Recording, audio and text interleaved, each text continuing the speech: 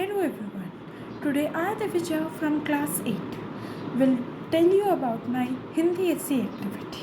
So my Hindi essay activity is मशीनीकरण के लाभ और हानि। मशीनीकरण वह प्रक्रिया है जिसमें मनुष्य अथवा पशुओं द्वारा किए जाने वाले कार्य मशीनों द्वारा किए जाते हैं। कुछ क्षेत्रों में मशीनीकरण में हाथ के औजारों का उपयोग शामिल है। उत्पादन प्रक्रिया के मशीनीकरण के विस्तार को स्वचालन कहा जाता है और इसे एक बदलूप सिस्टम द्वारा नियंत्रित किया जाता है जिसमें सेंसर द्वारा प्रतिक्रिया प्रदान की जाती है। एक स्वचालित मशीन में विभिन्न तंत्रों का कार्य स्वचालित रूप से किया जाता है। आइए अब जानते हैं मशीनीकरण के लाभ।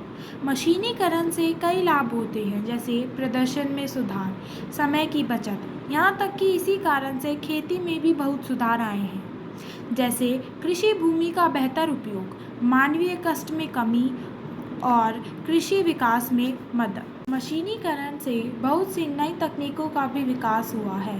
इससे सेवा क्षेत्र में भी लाभ है। इस कारण से मशीनों की तेजी और स्थिरता के कारण उत्पादकता में वृद्धि होती है, जो व्यापारों और उद्योगों के लिए लाभदायक होती है। मशीनी युग के आगमन से नए उद्योग विकसित हुए हैं जो रोजगार के अवसर प्रदान करते हैं और अर्थव्यवस्था को मजबूत करते हैं। मशीनों के आगमन के साथ कारीगरों के काम धंधे बंद हो गए हैं, मानो उनके हाथ ही कट गए हों। उन कारीगरों का रोजगार केवल उनके पैतृक धंधों से ही चलता था, उसके अलावा उन्होंने कभी कुछ नहीं सीखा।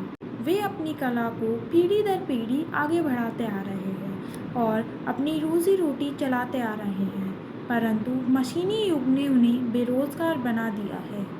कृषि कार्यों में मशीनीकरण को बढ़ावा भारत जैसे देशों में बेरोजगारी की समस्या बढ़ा सकती है, क्योंकि इससे कृषि कार्यों में मानवीय संलग्नता घटेगी।